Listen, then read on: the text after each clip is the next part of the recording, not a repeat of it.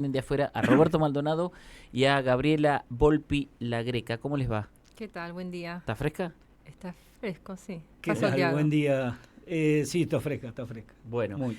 Roberto Maldonado es el secretario general de Apinta y Gabriela es secretaria de Finanzas del gremio. Está bárbaro el INTA, ¿no? Bárbaro, sí. Bueno, No, verdad. si les tuvieran si tuvieran que describir cuál es la actual situación de un organismo que ha sido ejemplo del vínculo con la producción nacional, hoy, ¿cómo está el INTA y qué viven quienes laburan ahí?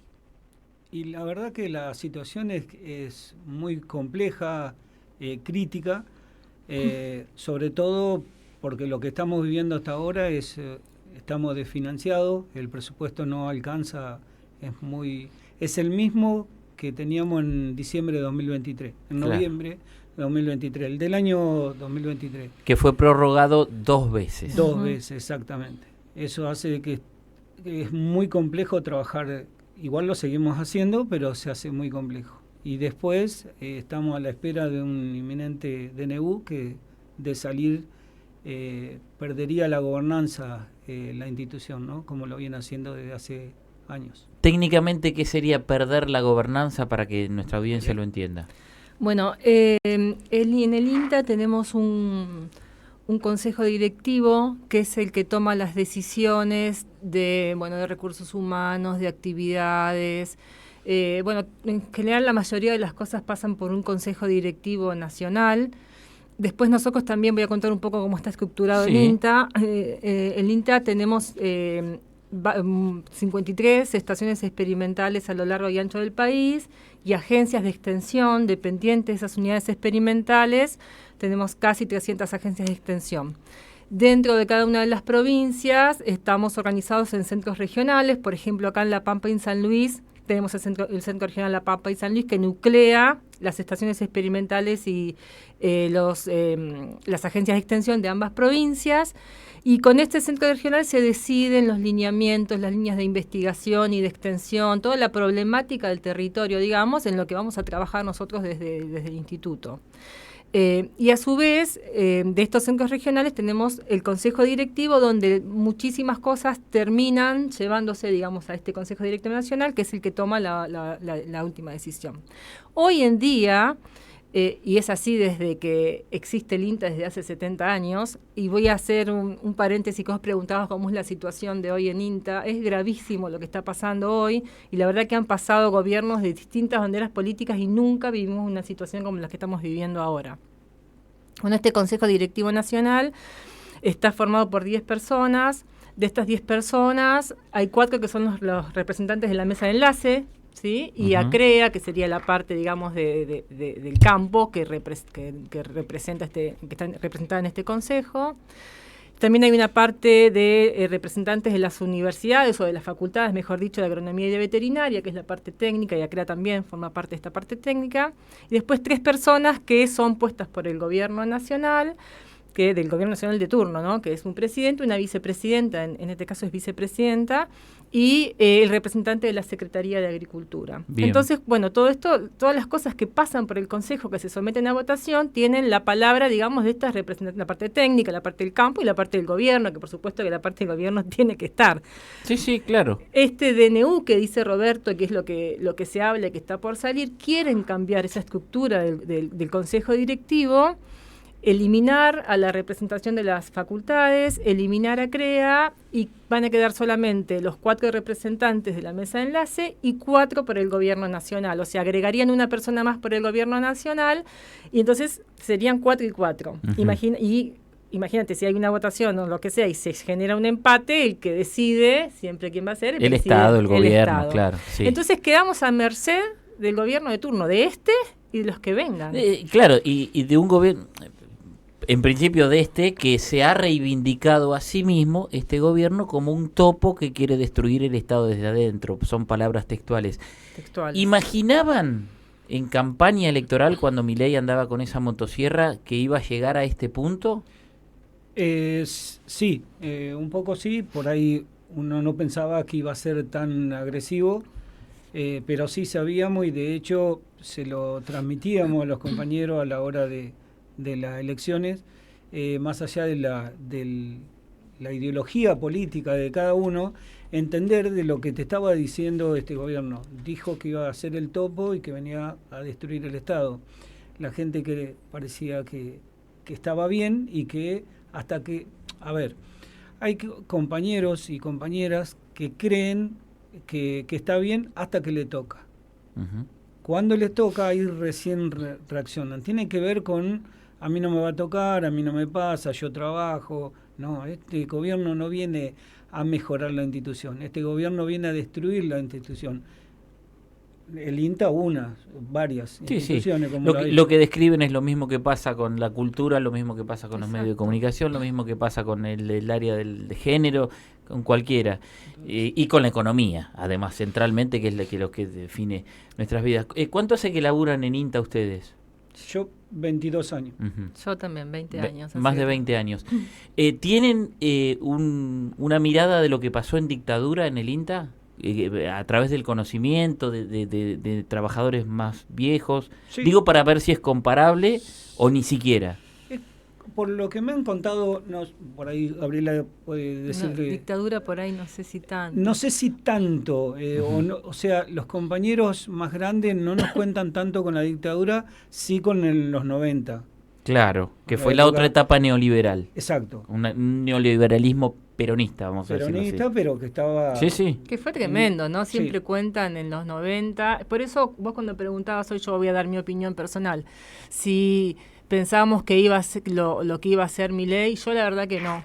Yo Ujú. sabía que esto no iba a ser bueno. La derecha nunca es buena para las instituciones ni para las personas. Siempre es buena solamente para, ya sabemos, para la élite de la población. Eso yo siempre lo digo. La derecha, y en este caso la ultraderecha, nunca nos va a beneficiar como pueblo. Pero nunca pensé que iba a querer llegar a tanto. En los 90 fue bravo, echaron a mucha gente, el INTA quedó muy desarmado. Pero fue eso, echar a gente y desfinanciar. En la época de Macri, eso sí yo lo viví, fue mucho desfinanciamiento, no nos alcanzaba para pagar la luz, así literal. No podíamos pagar la luz, teníamos que, con el campo productivo que tenemos, pagar estos huecos. No echaron a gente durante la época de Macri, pero nos congelaron la planta. Eso también es muy bravo porque no tenés posibilidad de la gente que se va jubilando yendo a reemplazarla y de que entre gente nueva para las áreas de vacancias que se van generando. Pero lo que está pasando ahora, yo te dije cuando comencé a hablar, no pasó nunca en la historia del INTA. Claramente. Te decía al principio lo del presupuesto. Sí. El presupuesto que tenemos nosotros este año solo alcanza para pagar los servicios como luz, gas, lo más importante, para subsistir, ¿no? Que esté abierto hasta octubre de este año. Ujú.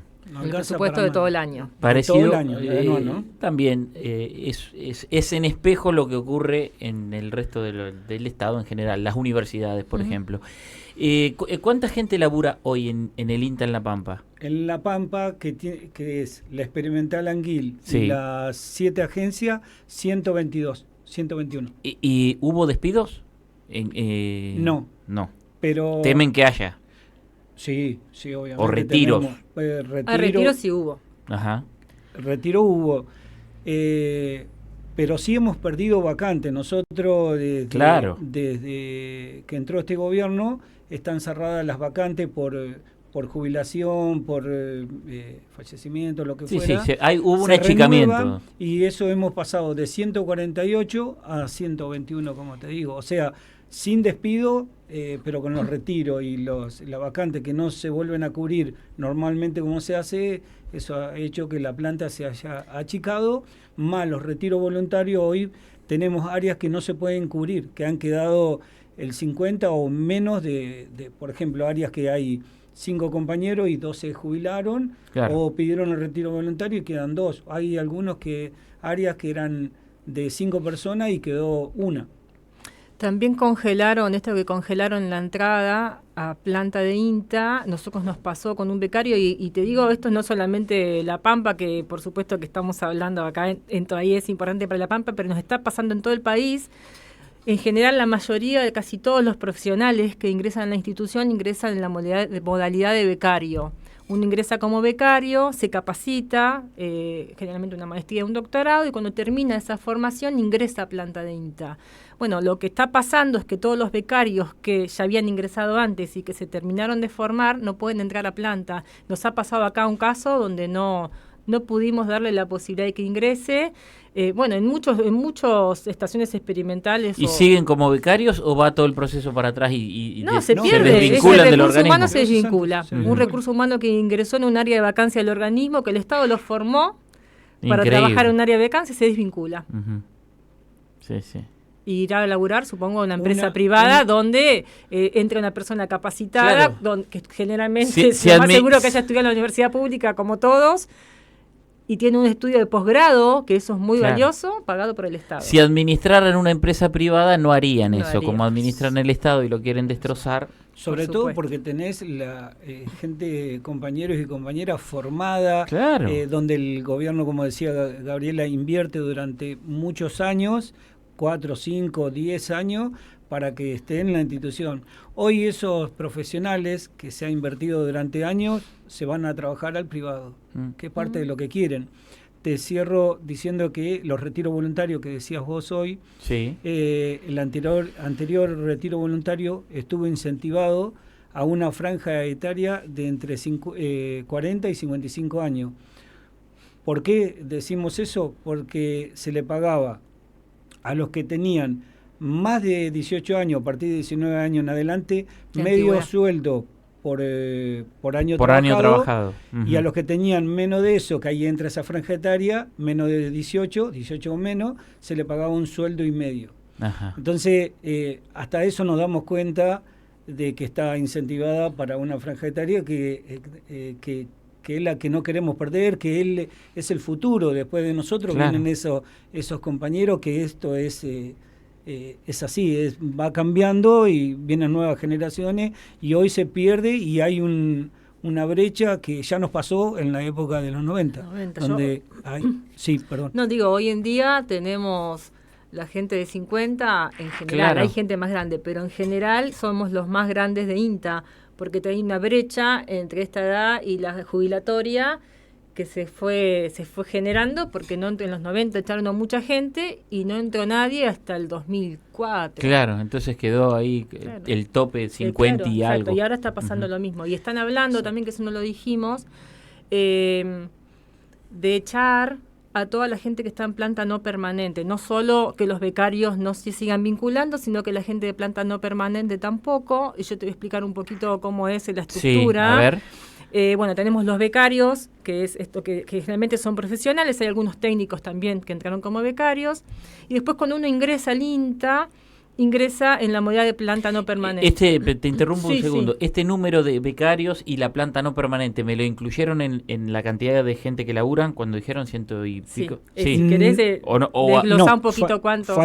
Faltarían 5 becarios ahí. Ajá. En esos 121 faltarían los Bien. Los 5 cinco becarios, de Bien. estos 121, ¿cuántos son permanentes y cuántos son transitorios? De los 121 tenemos 19 que están con contrato, que es La planta no permanente, La que planta dice. no permanente. Bien, bien. Los demás estamos en planta permanente. Pero Que acá no tampoco está, quiere decir- acá no está exento nadie. No, claro. Pero bueno, porque, lo que se habla hoy depende en día cómo es- venga el ajuste, es que quién se va a ir. Esto no está, nadie está exento de esto. Más vale. Obviamente quienes tengan ese contrato, esos 19 compañeros y compañeras, están más vulnerables, débiles, sí, claro, más vale. que los otros que están en planta permanente. Perdón.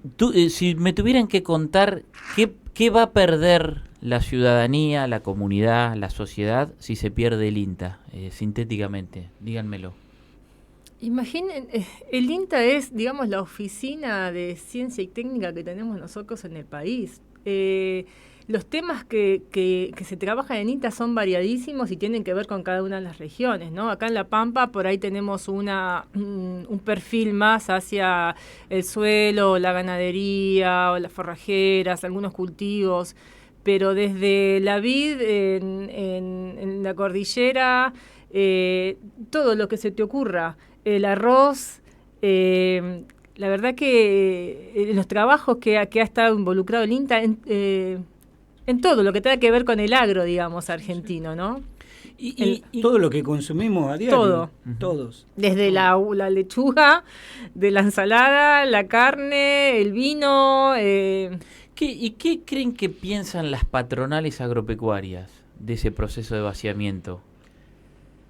Y ahí esto es un poco personal, ¿no? Lo que hemos estado viendo es que hay algunos que están de acuerdo con cierto ajuste, pero ¿qué pasa?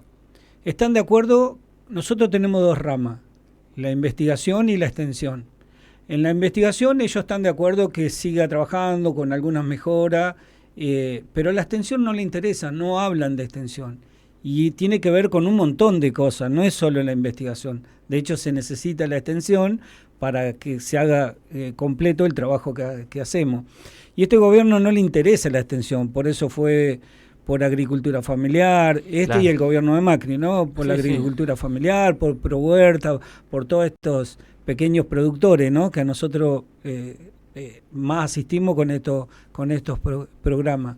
Pero depende de dónde venga lo que vos me preguntás, es la mirada que tienen. Sí queremos al INTA, lo defienden, pero te hablan solo de la investigación, la extensión. Y también, investigación en ciertas temáticas, ¿no? Porque si hablamos de hacia dónde tiene que ir el INTA, depende, ¿no es cierto?, la persona, el interés de cada uno, del organismo, de lo que sea, hacia dónde tendría que ir. Y no tenemos que olvidar que el INTA es un organismo del Estado, y el Estado tiene que investigar todas las temáticas, no solamente las temáticas que les importan a las grandes empresas. Y uno de los problemas, o lo que no queremos que suceda, yo no creo que el INTA desaparezca, pero este cambio de gobernanza y demás puede llegar a pasar que, como ellos deciden también las líneas de investigación, que sea muy sesgado hacia dónde estás trabajando, ¿no? Que terminemos siendo la Oficina de Ciencia Técnica bancada por el Estado trabajando para las grandes empresas. Tal cual. ¿Y qué mirada tienen de políticas provinciales, si las hay, que puedan compararse, por supuesto, en un rango equivalente a que es una provincia y en un gobierno central, más vale? Pero digo, ¿en la provincia hay alguna política, algún organismo que haga tareas parecidas a las del INTA o que trabajen de manera articulada? Hoy, por ejemplo, la provincia está asistiendo parte del programa que tenía ProHuerta. Sí. A través de agricultura familiar. Nosotros tenemos la trazabilidad, tenemos todo el conocimiento a dónde llegar y eso, y el gobierno está invirtiendo, está trabajando articuladamente con INTA, sí, y de hecho nos ha apoyado en este ajuste, nos recibió, y la verdad que el gobierno está muy presente y preocupado también preocupado y ocupado, porque también te digo que está asistiendo parte de estos programas que se han dado de baja, ¿no? Y también, la Universidad de La Pampa, ¿no? Hay que olvidar tampoco la vinculación que tenemos en INTA con las facultades, con todas las facultades, pero les pasa lo mismo que a nosotros. El tema desde el financiamiento se hace muy difícil también poder trabajar en ciertas cosas porque no tenés fondos. Comentaron el periodo de campaña cuando, de alguna manera, o veíamos venir lo que vino, o más o menos lo imaginábamos. ¿Cómo notan hoy a los compañeros y compañeras en ese sentido? Quizá los que dijeron haber votado a Milei, creyendo que era otra cosa. ¿Cómo está ese clima? ¿Sienten que es una mirada social actual, ¿no? Decir, bueno, yo lo banco todavía, hay gente que te contrata que dice, pero más o menos. ¿Cómo ven ese panorama? Si se anima a decirlo, sé que puede ser sensible pero... Es sensible, pero se habla con los compañeros, con algunos compañeros y compañeras se te permite poder discutir de política y hablarlo. A veces es muy sensible y hay gente que es muy cegada. Uno tiene un cierto ideología política y cierto puede estar sesgado también, pero lo que nosotros nos decimos es lo que está pasando y lo que va a seguir pasando mientras este gobierno siga de turno. Cuando discutimos con los compañeros, cuando les advertimos, cuando les dijimos lo que iba a pasar, era como que ellos querían un cambio, sin darse cuenta de lo que te dije al principio, que esa motosierra, ese achique, iba a venir también para nosotros. Hoy, de ese porcentaje, gran porcentaje en INTA, yo a veces me dicen, ¿cómo sabés? Porque uno lo conoce, hace 22 años que está en la institución y nos conocemos todos, desde las experimentales hasta la agencia, y sabemos que hay un sector que no piensa en ciertas políticas, sino que está en contra o a favor de las actuales. Sabiendo que ese tipo de política de derecha o ultraderecha hoy te va a perjudicar como asalariado. Nunca una política de derecha o de extrema derecha va a beneficiar a un asalariado. Jamás. Hoy está a la vista, nuestros salarios aumentan el 1% y tenemos inflación de ellos, según el IPC, lo que ellos dicen, del doble de lo que nos dan de paritaria. Y no se discute de paritaria. Hoy estamos discutiendo para que no nos echen gente. Entonces, esto se habla, obviamente, todos los días, pero tenemos un cierto sector pequeño, pero que es duro, que sigue insistiendo con que está bien y hoy a la gente la siguen, me estoy yendo a otro, no sé si debería tocarlo, pero con el tema de lo que está pasando hoy en Buenos Aires, de la proscripción de Cristina, hace que la gente esté hablando de la proscripción de Cristina y que la van a meter presa y eso, y no estamos hablando de lo que le está pasando al ciudadano argentino, al trabajador, al jubilado, a los hospitales, a la salud, a la educación, a todo eso que es gravísimo. La gente no se da cuenta. A ver, supongamos que Cristina tiene que ir presa porque fue culpable y así debería ser, lo cual no estoy diciendo que es así porque estoy totalmente en contra, pero supongamos que es así, vos no podés perder el eje de lo que está pasando. Así, está bien, metamos la presa, pero vos te estás equivocando como presidente. Y hay gente que está tan sesgada que no se da cuenta que esto nos está perjudicando a todos o a la mayoría de los ciudadanos argentinos, sí, que, a los laburantes. que esto solo beneficia a un pequeño sector. Perdón, sí. Sí, no, eso. Estamos conversando con Roberto Maldonado y Gabriela Volpi, la Greca, que son parte de APINTA, el gremio de INTA. Más vale que les agradecemos que estén. Y dejamos el micrófono abierto para que digan lo que crean que faltó o una aclaración. Por supuesto que este momento va a seguir, es un momento de lucha también, y me imagino, vos describís esa situación. ¿Cómo pasa hoy en todos los lugares de laburo masivos tener que explicar algo que debiera estar...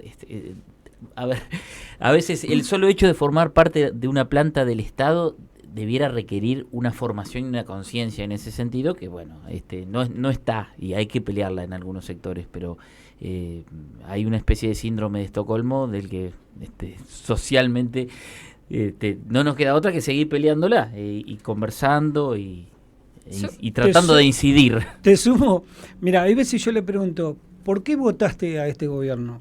¿Por qué cosa?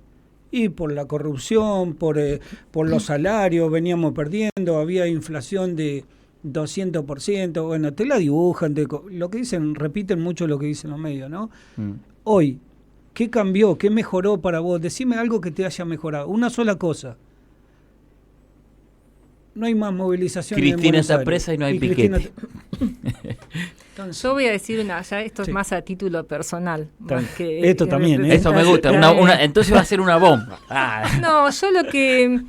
Primero, bueno, que me gustaría que la gente nos apoye, ¿no? Tener conciencia de lo que está pasando. Y otra cosa que la gente se informe también, ¿no? Porque muchas veces se repite mucho, estamos viviendo épocas muy complicadas, sobre todo con las redes, entonces se instala, esto a nosotros nos ha pasado en INTA, escuchando a Sturzenegger hablando de los vehículos del INTA, de todas mentiras, cosas sin fundamento, que se tratan de instalar y se instalan, y la gente las compra. Entonces me parece que, no solo pensando en el INTA, sino en todo lo que está pasando en las universidades, cuando pasó lo de las universidades que hablaban de corrupción y de que no hay auditorías, todas cosas que son mentiras. Nosotros también, las universidades tienen auditorías, nosotros también tenemos auditorías internas y externas.